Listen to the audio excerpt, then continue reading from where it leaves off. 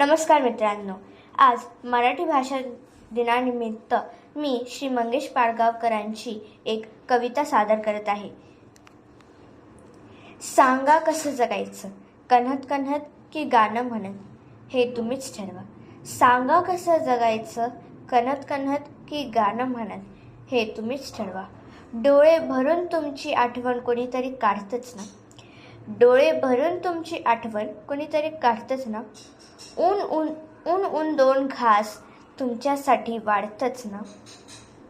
शाप देत बसायचं की दुवा देत हसायचं, हे तुम्हीच ठरवा.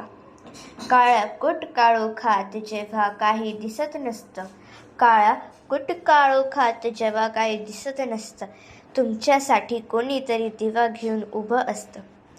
काळोखात कुडायचं की प्रकाशात उडायचं, हे तुम्हीच ठरवा.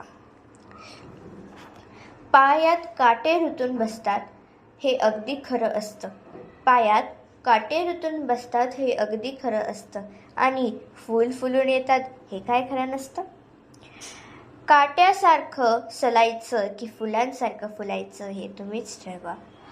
पेला अर्धा सरला आहे, पेला अर्धा सरला आहे, असं सुद्धा म्हणता येतं.